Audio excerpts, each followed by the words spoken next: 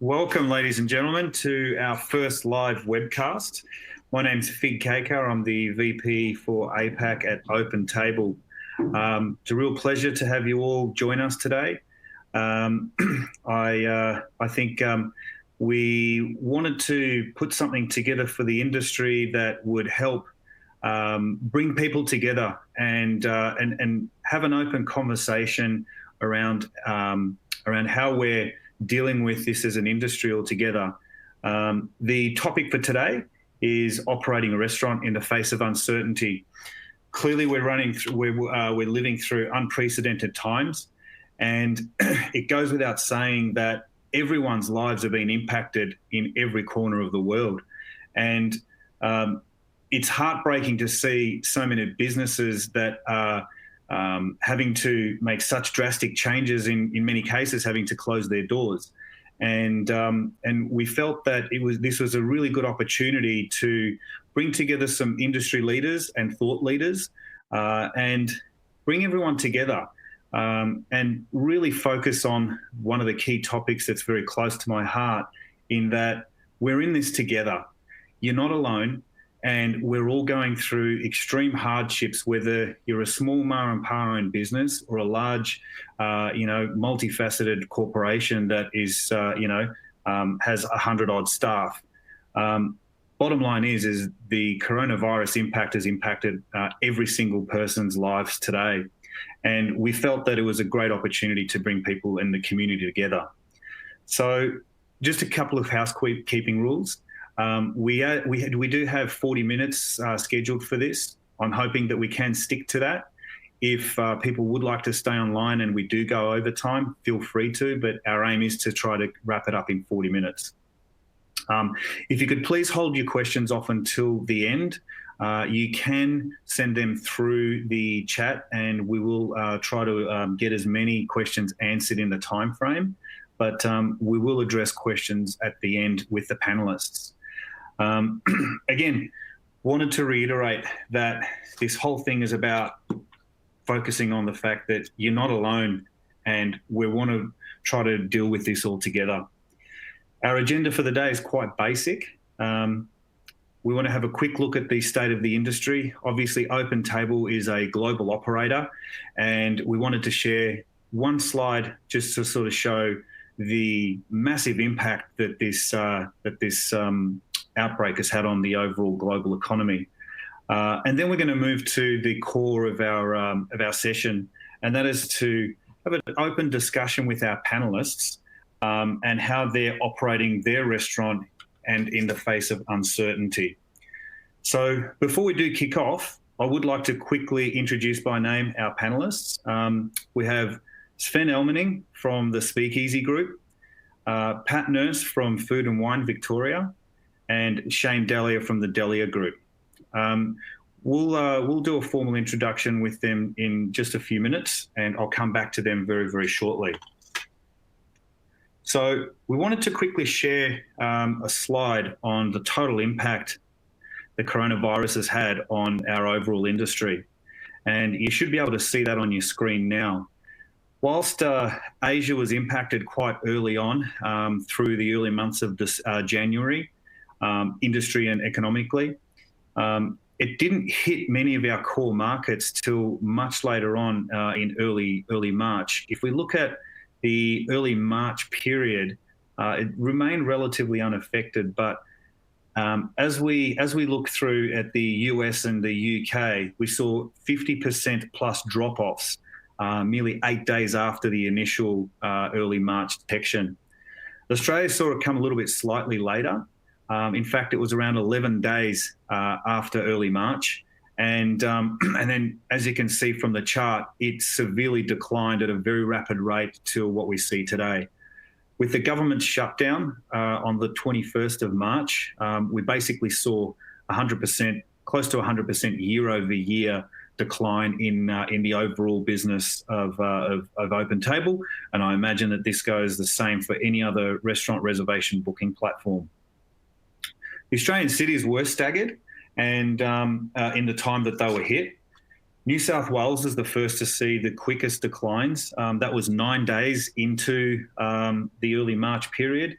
Victoria was 10 days later, and Queensland managed to only get affected 14 days later. But as I said, since the March 21 shutdown, it's rapidly declined to pretty much full year-over-year losses. There's been a lot of innovation happening across the industry, and several platforms have really taken a stance and pivoted to ensure we're doing our piece to help keep the restaurant industry alive as best as we can.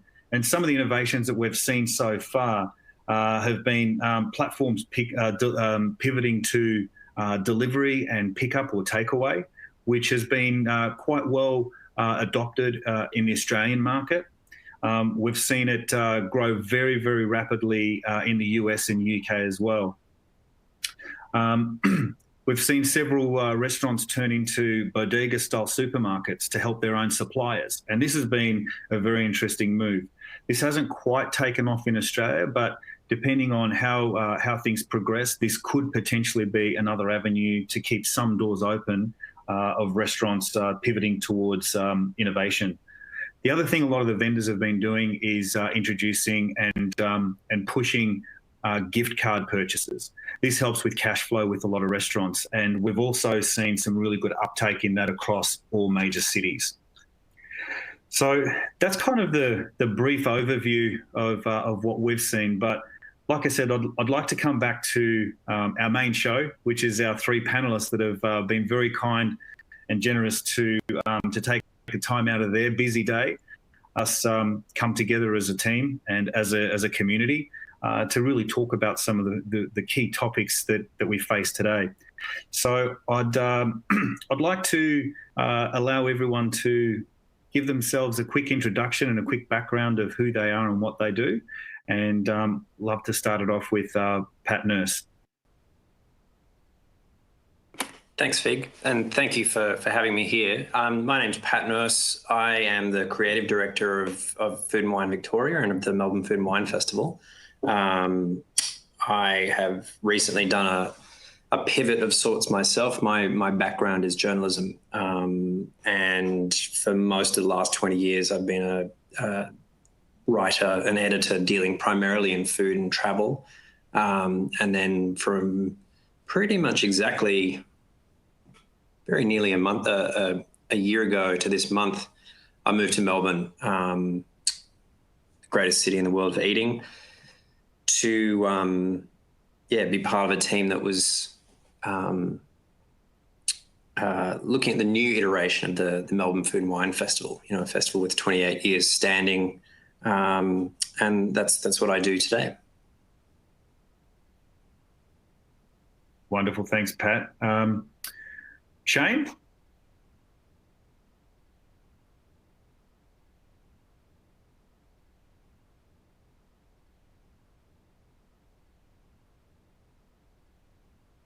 Shane, you may be on mute still if you can hear us. Oh, there we go. Okay. All right, my name is Shane Delia, chef and restaurateur. Currently operate 5 brands here within Melbourne, and about to launch our 6th. It's probably a weird time to be launching a product, but in every chaotic state there's opportunity, and we've realised that there may be a chance for us to do something new. So, obviously I echo Pat's sentiments that Melbourne is the best place in the world to eat. We're just looking to offer new ways to dine at this time. Thanks, Pat. And Sven?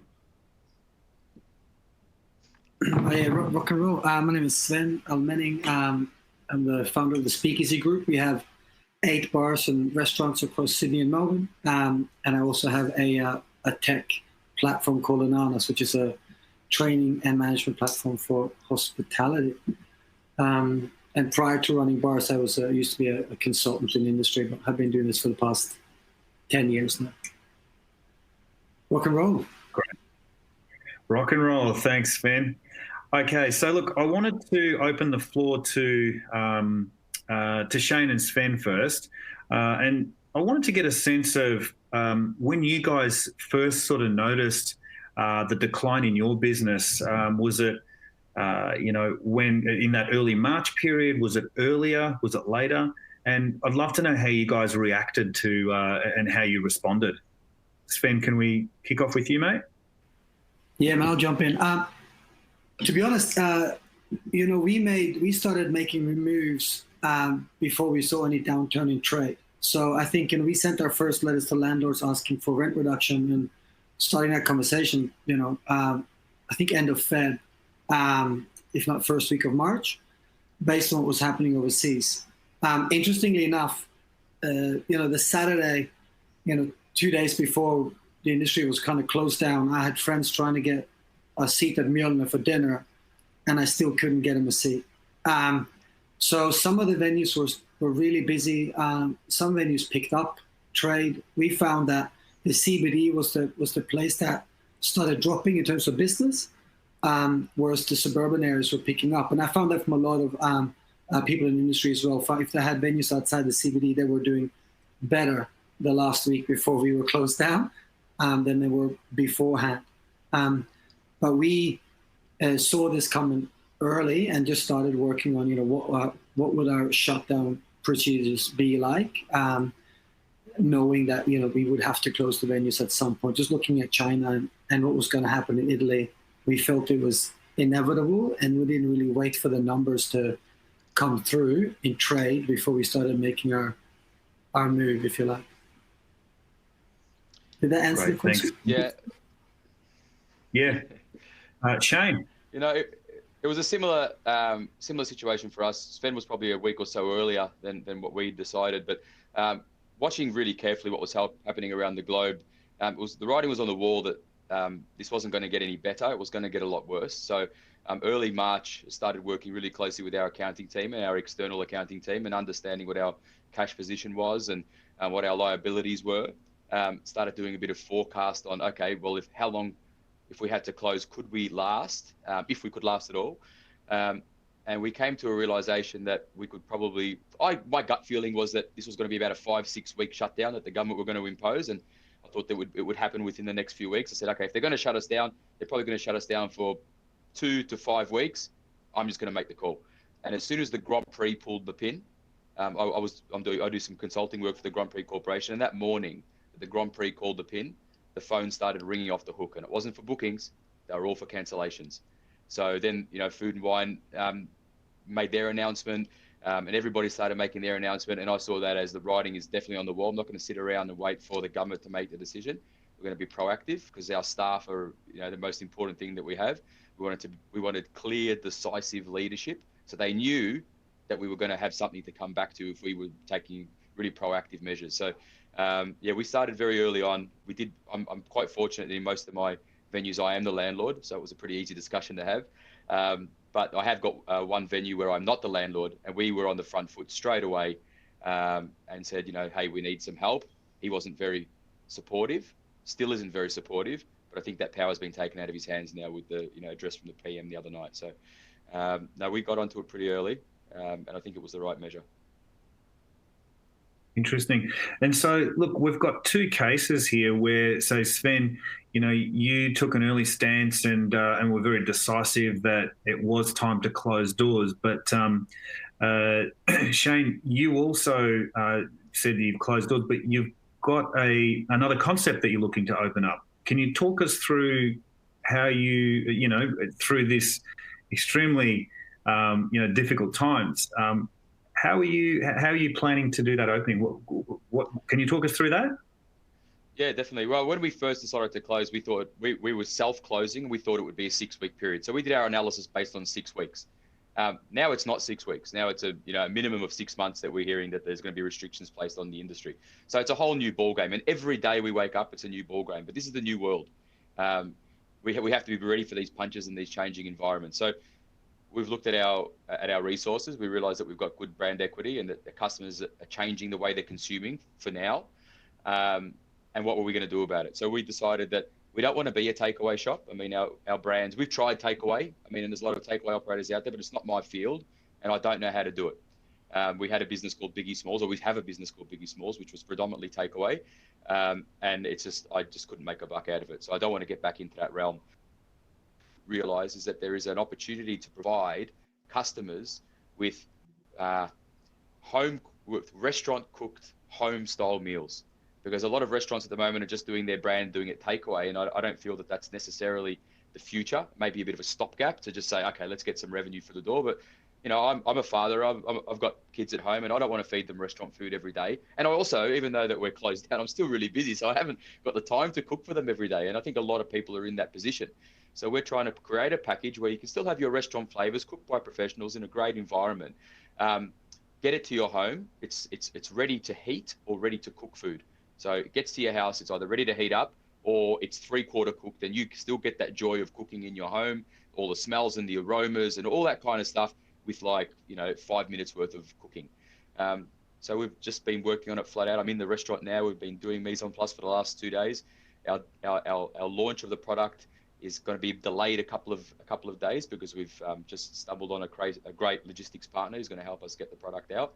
And we're really trying to work through every little bit and treat this like a real business, not as a stopgap business. I mean, we're investing some money into it, which we don't have at the moment. So it's, every thousand's like 100,000. And we're trying to get it done properly. So at the end of this storm, we're still there with a new brand that people want. Great. Well, look, wishing you the best of luck with that. I guess, there's a lot of businesses that are obviously not as fortunate to have cash reserves, and not every business has got access to credit lines or loans, etc. They're a smaller run business. How do you, what would your advice be to those sort of businesses in today's world in how to navigate their way through in order to keep afloat? Is there any recommendations or advice that you'd have for those smaller, medium-sized restaurateurs? I think at this moment it's about... Yeah. Is that for me or Sven? It's for both of you, actually. I'd love to. So maybe you go first. I think for me, it's about ensuring that you've got all the right information. And I suppose that's why everybody's here, making sure you've got the right advice and the right circle of people around you, giving real constructive advice that has an outcome. Cash reserves are something that are always struggling to keep, in surplus. But just because there isn't a lot in the bank at the moment doesn't mean that there's not a lot being offered. The government is on the front foot, and there is a hell of a lot of incentives and rebates and money out there. You just want to make sure that you're getting the right advice from your accountants and everything else, and I think Sven will talk about that a little bit more, to make sure that you are doing the right things to be eligible for those incentives. Yeah, I'm definitely with them. Yeah, I'm definitely with Shane here. I think the one thing I'd say is, if you don't have a good hospitality accountant already, go out and get one.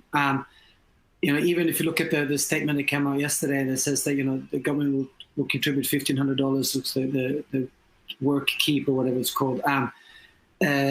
If you read that the wrong way and you don't get the detail, as a business owner, you can be in for a lot of pain.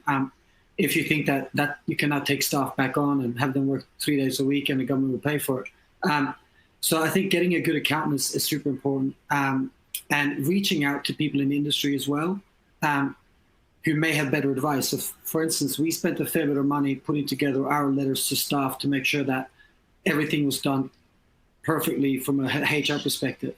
And then that same letter made its way out to a whole bunch of different friends I have in industry who used the same one, who didn't necessarily have the cash flow to go to a HR law firm to make sure that these contracts were correct.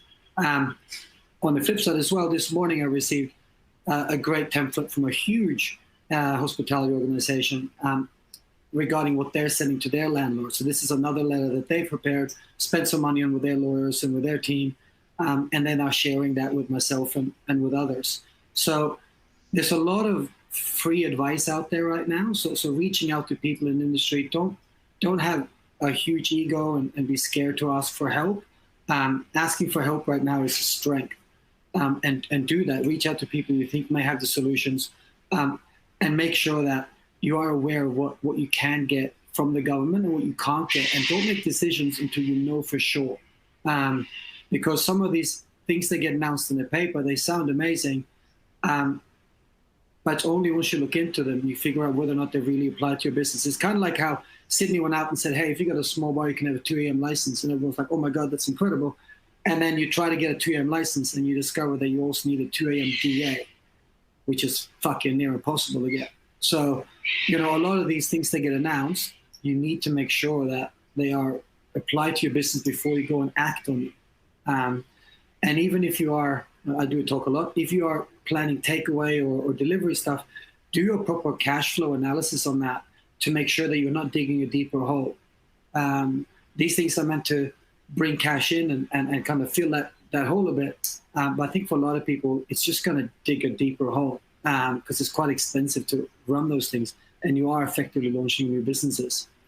So unless you're doing what Shane's done and massively planned it out, it's definitely something you want to talk to your accountant or bookkeepers about. Great.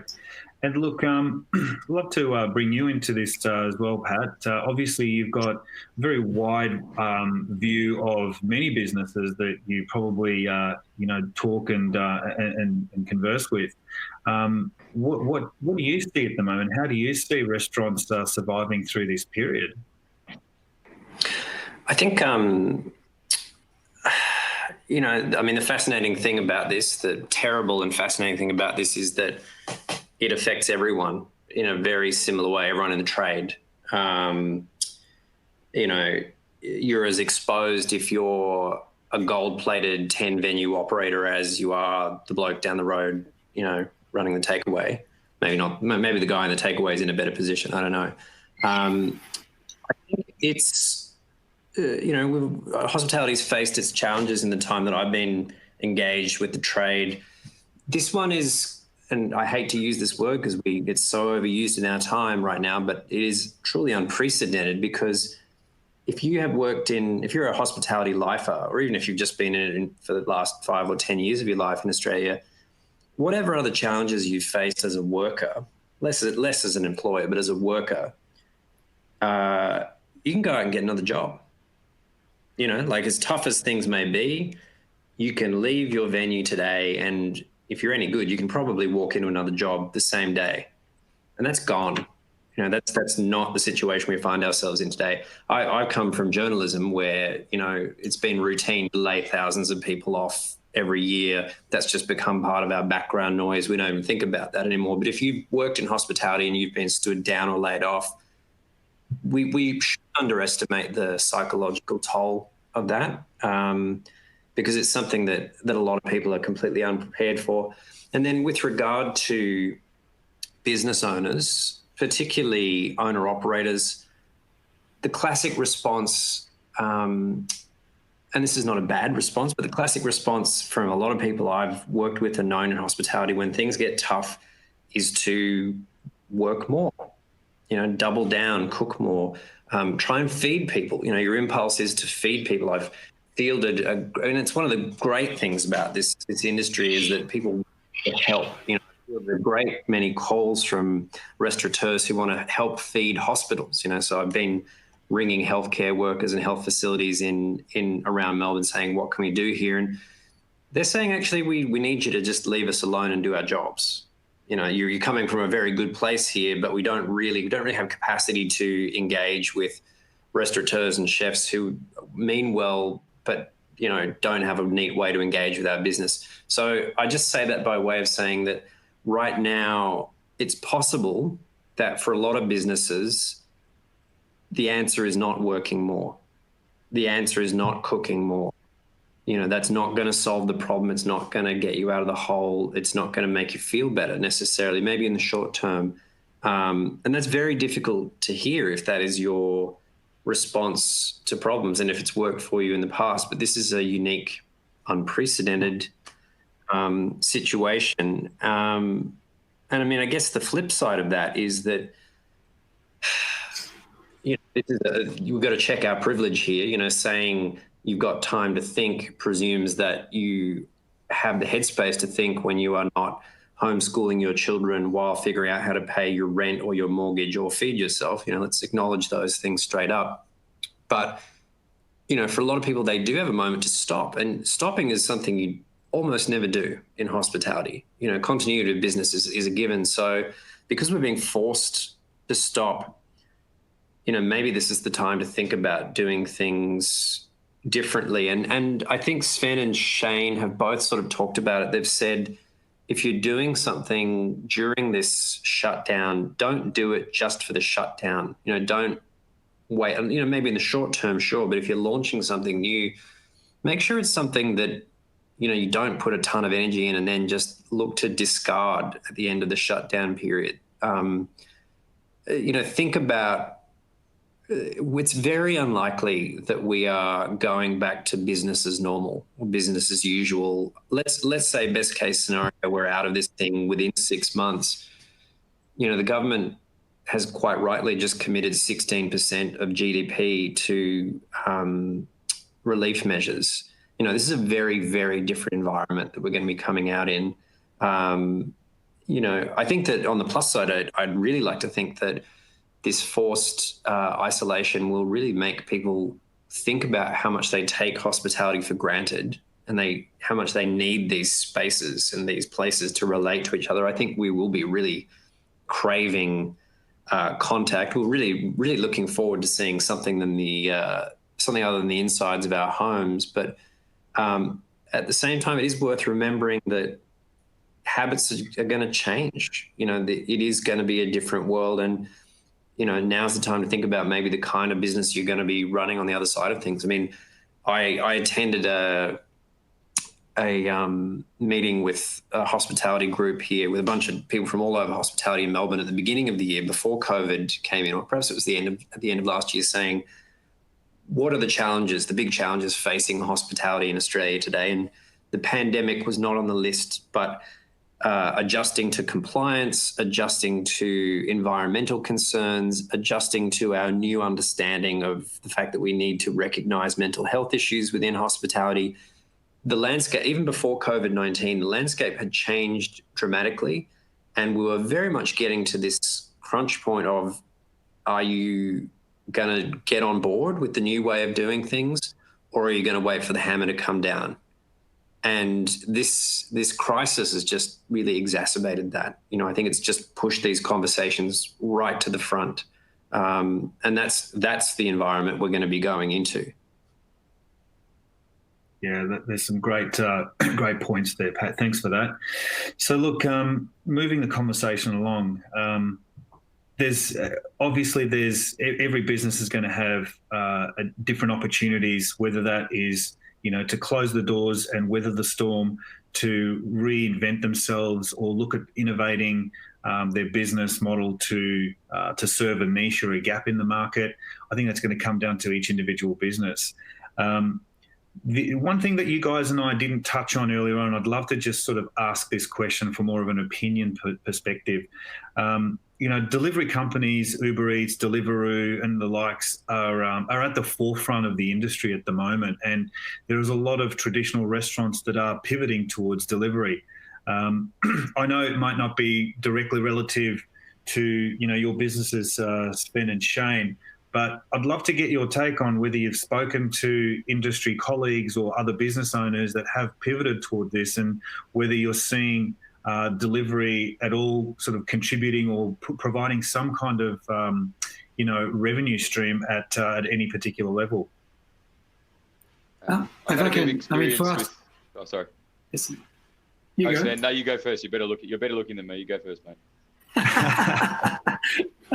Well, I think you're actually engaging in a different way than we are. But I'll explain what we did. I mean, we looked at this, and they take an enormous margin. Like, I don't buy anything from any of these services on principle because of the enormous margins they take from restaurants. And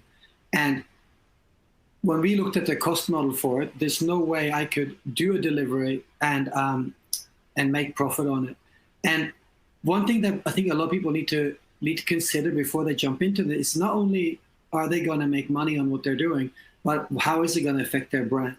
So when somebody comes into a restaurant and have a main for $45 or $50, there's a lot of ceremony that goes on around. There's an experience that comes with that. If you come to Mjolnir, we got you, handmade Viking knives, and you got free shots of meat, and we got making Viking music, and you select your weapon, and there's fucking swords on a wall that are 1,000 years old. And I can justify that price. But if I'm going to put it on a bike or in an Uber and send it to someone's house, that entire experience is gone. And I think the more people, have a look at the business and go, what am I doing to my customers, and how is it setting me up for when I reopen? So, for us, we didn't choose to go down the path because A, I didn't think we were going to make any business money on it, and B, I thought it would have a massive negative effect on our brand. And from the people I've spoken with, can I just jump in with two words for you there? Horseback. Please do. Horseback delivery.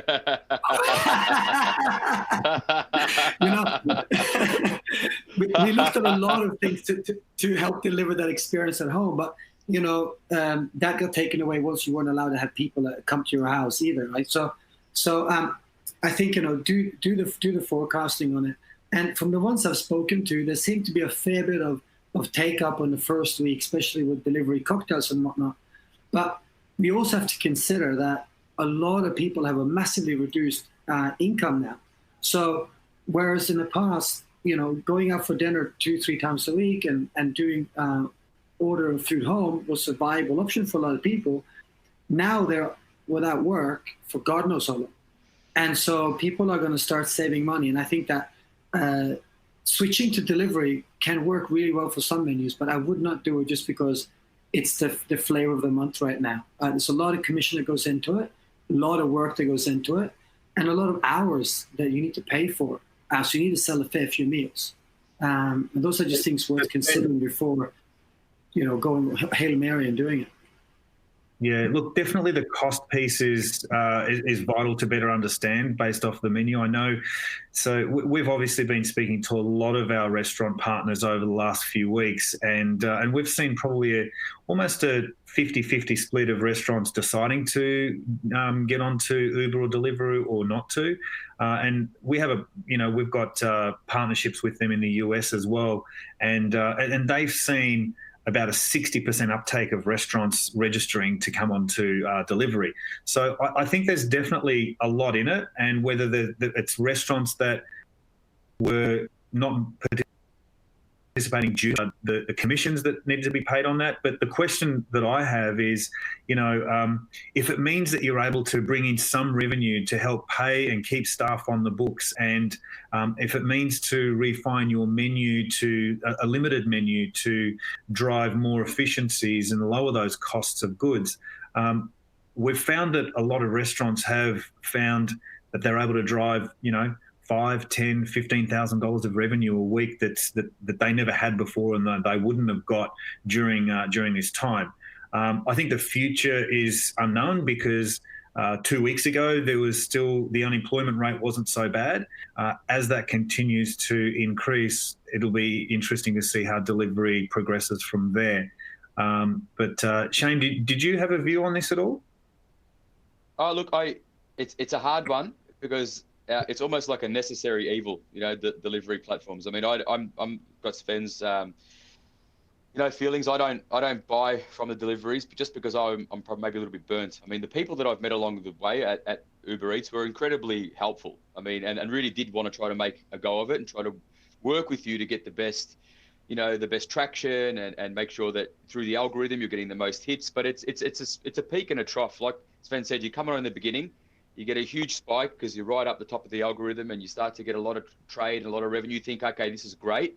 But the reality is after a while, and there's so many variables that are not in your control. If a customer has a bad experience, bang, you get a negative rating. If it starts raining outside, good luck getting a driver. Your fixed costs are still your fixed costs. So the thing is as well, like these people are trying to run Uber or Uber delivery businesses based off their premium rent with premium outgoings in the middle of the CBD or wherever it is. You can't run the business on that. It's not enough revenue. If your business used to take 100 grand a week and now suddenly you're taking 20 grand a week, but the outgoings is pretty much the same, how do you make a dollar out of that? So, I mean, it's a short-term fix, and I don't even know if it is a fix. I'm not saying delivery or bringing food to people is a bad thing, but maybe you need to just shift your way of thinking. I mean, what we're doing is we're taking, pre-cooked or semi-cooked stuff. They're cold, and the delivery cost is a lot less. It gets there hygienically, and it gets there safe. and our operational costs are far less. Yeah. Look, some very great points there. Thanks for that, guys. Look, I guess I'd love to move on. I think there's so much more to be discussed in this, but just trying to stay mindful of time. Look, the one thing we all know, and whether it's Open Table, whether it's Qantas, whether it's a restaurant group, we all know and are confident that business is going to bounce back. This isn't going to last forever.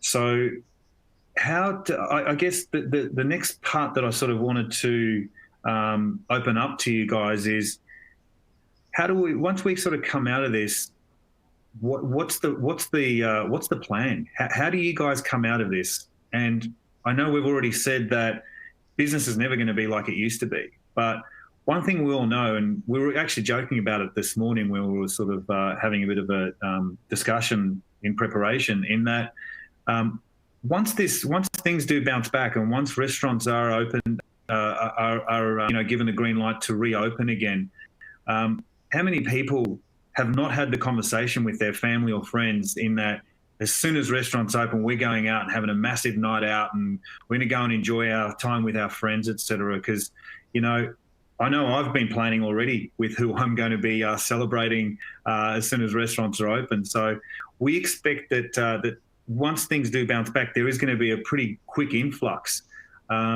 Depending on what kind of supplies are left in the industry and who's going to be able to bounce back quickly on this, how do you prepare for that? I think maintaining your staff culture is imperative.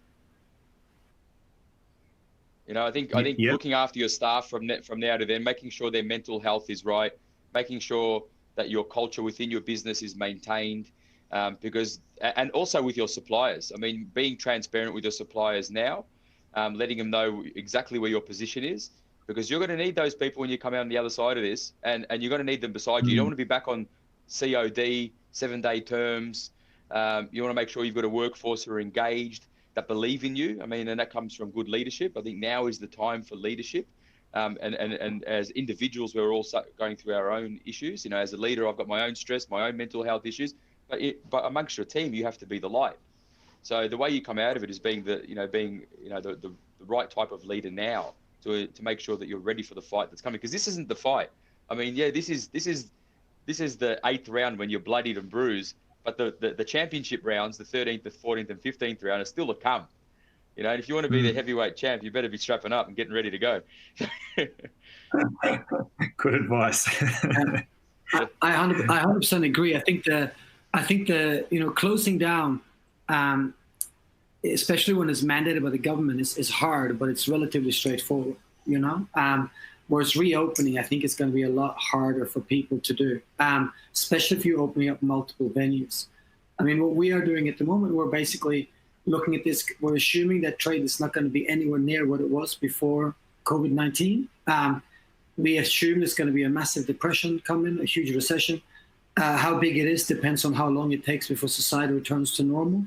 And I think that we're going to spend that time making sure that every single process is 100% documented and organized. We do this on our training platform, obviously, to ensure that, onboarding and new staff can learn the culture, learn the business, learn how to do things really quickly. So we save a lot of time and money setting back up and setting ourselves up to be able to deliver the same product in a leaner fashion than we did before we were forced to close, simply because I just don't believe planning ahead for 100% return of business is feasible.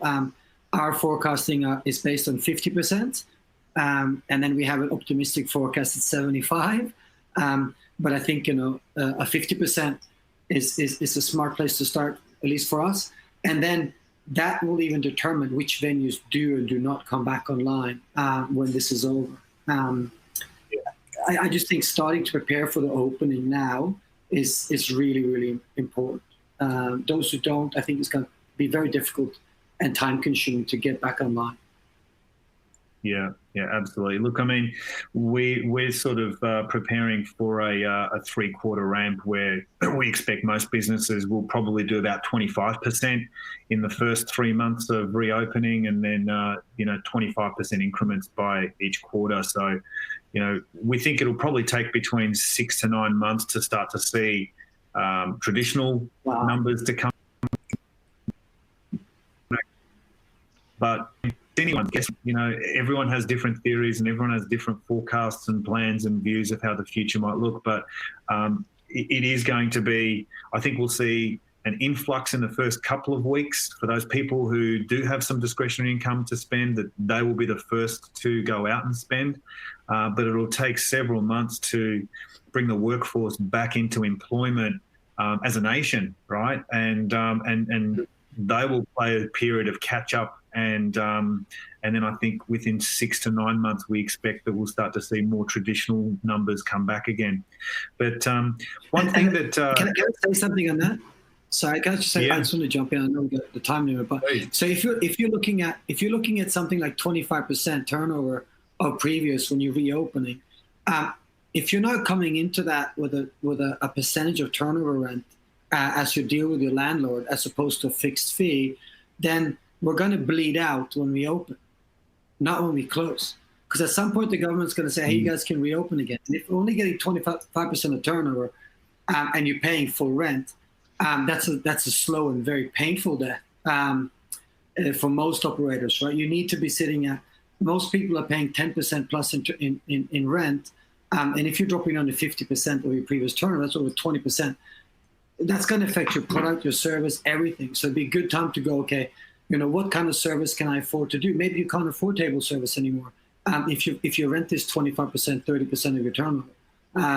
So there's a lot of things to think ahead of there in terms of the reopening. So not just planning our, what we're going to do internally, but what are our deals with our landlords when we reopen? For those of us who have landlords, of course.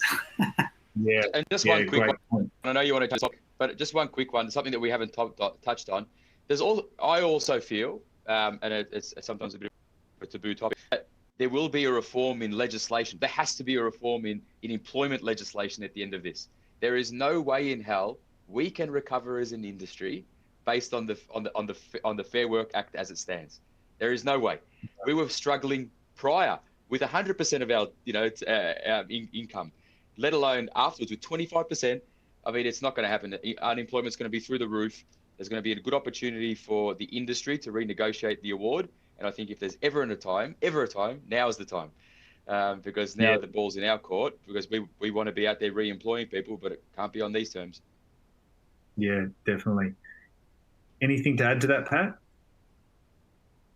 I'd just like to say that when we do come back, we're going to come back big. I mean, I know that, there's months worth of events in Melbourne alone that are sort of jostling for position when we come back. We're going to have that window there. So while on the one hand, we have to be cognizant, and respectful of the fact that a lot of people will have lost their jobs and will have lost income in their businesses. On the other hand, there's going to be a lot of stimulus. I know the state government is already formulating big plans to do whatever they can to supercharge business when we come back. So, and I know Melbourne Food and Wine Festival is certainly, we're already hammer and tongs on looking at how we're going to stage our deferred March program in November. So that's the date we're looking at the moment. So if you have your business stripped back, cleaned, retooled and ready to go, there's going to be lots of things you can take advantage of around there. So let's all use this time as well as we can. Come back stronger than ever. Absolutely, and that's a great segue into the next piece that I wanted to address with Sven. And obviously, businesses that are in a position to invest into their personnel, knowledge, training is a big part of our industry. And I know, Sven, you have got a platform, Ananas, that you've done a lot of work, and I've seen the platform myself. I was quite impressed with it. I'd love you to just take 2 minutes out to quickly talk about that and how you're using a training platform to help out with your team's knowledge base over this downtime. And what we've done with the platforms, yeah, it's been a nightmare to build it, but it's here now. And so it does two things. It provides us what we can consider generic industry training. That is things that doesn't matter where you work in the world, it more or less remains the same. You know, difference between champagne and prosecco, how to carry 3 plates, all the technical stuff that bar and wait staff need to know lives on there in kind of as certificates. And then it has a separate section which is more about, you know, each venue's internal procedures and processes, your sexual harassment policy, your sequence of service, all of that stuff. And we use that to onboard all our staff and make sure that they're getting all the training they need, and we can monitor and see how everyone's doing on that platform. What we've done during COVID-19 is, as I was arguing with my landlords and trying to get rent relief, and we have a bunch of restaurants and other bars and restaurants that use our platform, I felt bad charging them a subscription fee when they don't have a business to run. So we basically made it free for everyone. So bartenders, waitstaff all over the world, venues anywhere can use the platform for free as a way of upskilling and learning during the downtime. And for venues, it's a place for them to go to get their internal processes and procedures set up in place so that when they do reopen, onboarding and training can just be automated and happening like kind of seamlessly and quickly, which should save them hopefully a lot of money as well as drive revenue. So right now we're just, you know, working for free while we can and contributing while we can, because I now have the time to do it. No, look, that's great. And for anyone that is on the audience, please feel free to reach out to Sven if you'd like to know more about it. He is 100%. Giving the platform away for free to trial at the moment. It's a great product to help with increasing that knowledge gap and ensuring that your staff are at a level that you want them to be trained at when they return. So we have run out of time, but there is one other important piece that I'd like to cover off on the agenda. Obviously, we're going through a period, and we are going to go through a period where we're going to see a lot of hardships come about, and if not already. But with an uncertain future of each individual's employment and financial statuses and the stresses that this is bringing, I couldn't imagine what the mental health rate is like out there across the globe in so many different industries. And one thing that I wanted to sort of raise and just be cognizant of is that mental health is an important part of our industry, and I highly urge anyone that needs to speak to somebody. There are plenty of organisations out there. Beyond Blue is the one that comes to mind, but there are several. Please don't feel like you're alone in this. We are all in it together, and we are hoping to bring more leaders and more thought leaders and presenters to a similar forum in weeks to come, and get different viewpoints as well. But I wanted to thank everyone for attending today, and guys, thank you so much for all your input. As a wrap, I know, Sven, this is a very close part to your heart, as is with Pat and Shane as well. But any advice you can give on to our audience here today, as far as getting through this time of stress? Oh man, I think mental health. We have a program in our business where all our staff we have a resource available for them all.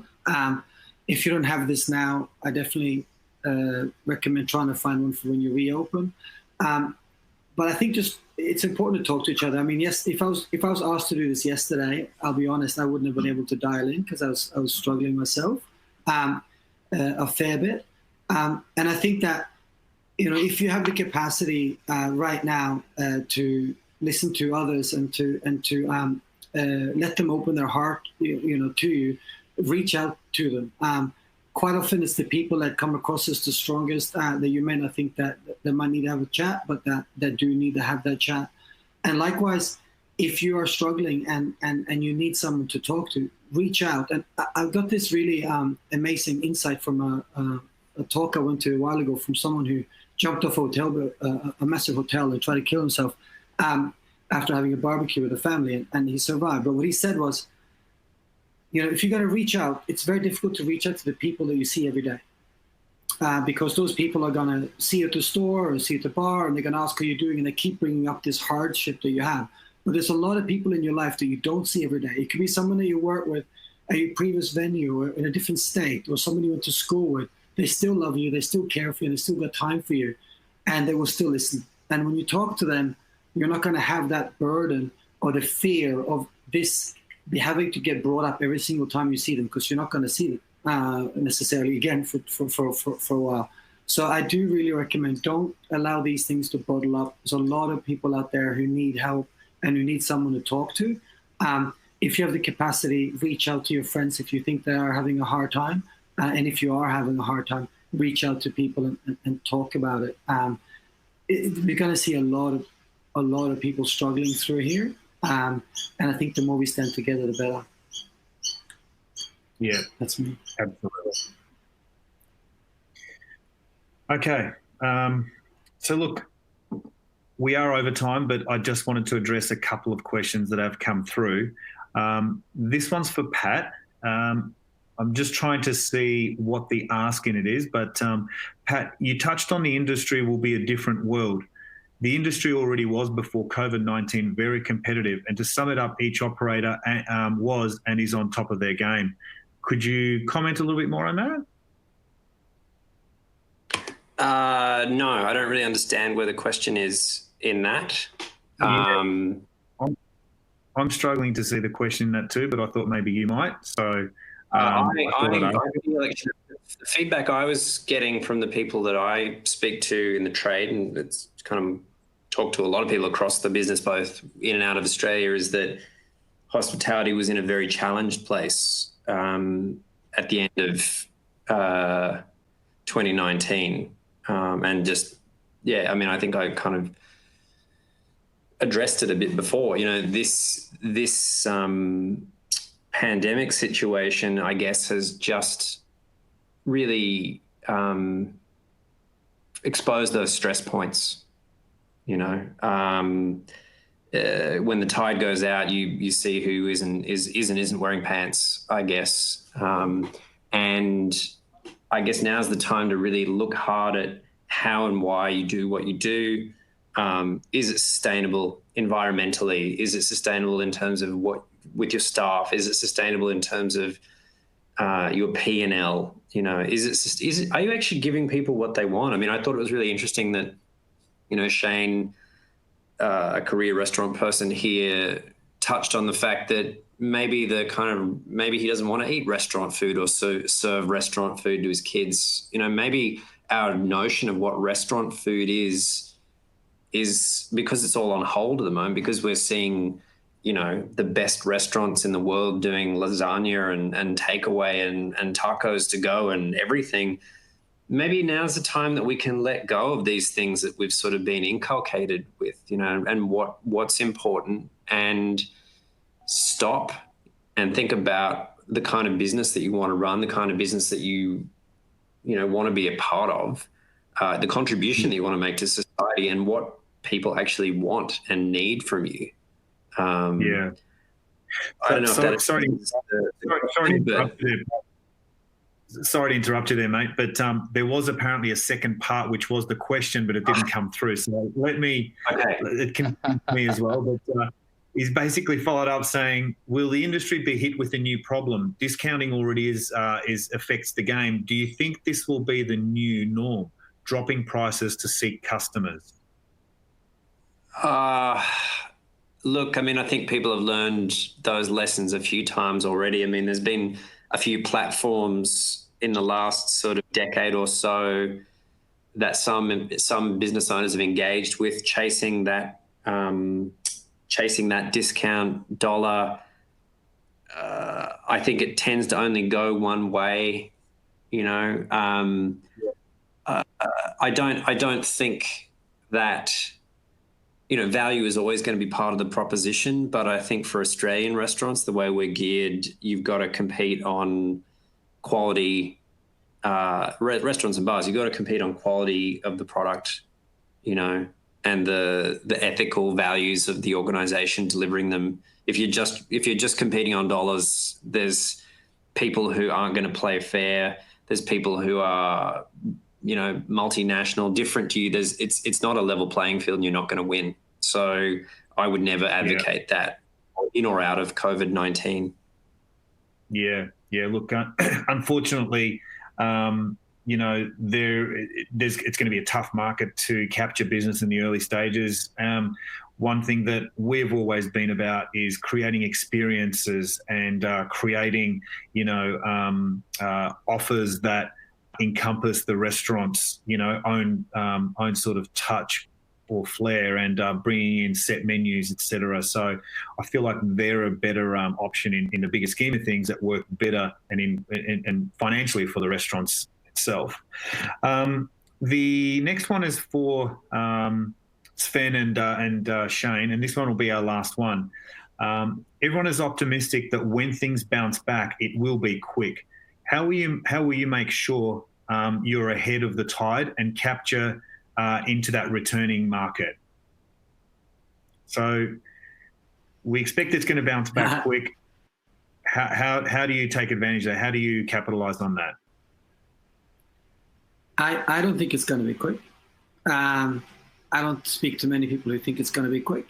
But like I said before, the way we're going to capitalize on it is to reassess every single venue that we have, go over what we offer them, make sure that we streamline and make everything as easy for our staff and for our team that's coming back on board to get back up and trading. And I think also tapping more into, the idea that, this is the reason we aren't doing takeaway, for instance, that we don't sell food, we don't sell drinks. We are providing an experience that people come and pay for.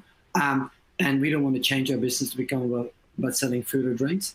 But the way to tap into it is to be ready when you can open. But I would really caution against thinking this is going to be a quick rise. Like you said before, 25%, 25%, 25%. It's about having deals in place with landlords and with your team that allow you to gradually go back up into business. I think that's going to be super important. Great advice. Thanks, Ben. And we'll wrap it up with you, Shane. Look, I think the only way to be ready for the fight that's coming is be ready for the fight that's coming. I mean, on day one, it's the first day again. So I don't think you're going to open the doors of the business and think that you're just picking up from where you left off. It's day one again. You may have the same walls, you may have the same staff, you may have the same brand, but the reality is it's day one. So, you have to reassess your offering, be aware of what's happening in the marketplace. I don't know what's going to happen in the marketplace. I don't know what people's expendable income is going to be. I'm hopeful that it is going to come back hard. I'm hopeful that that the industry is going to get the green light right around Spring Racing Carnival. We're going to have a big Cox Plate. We're going to have a big Melbourne Cup, Caulfield Cup. We're going to go straight into Food and Wine Festival. Then we're going to go straight into Christmas, and we're going to make a shitload of money, and everyone's going to be back where they wanted to be.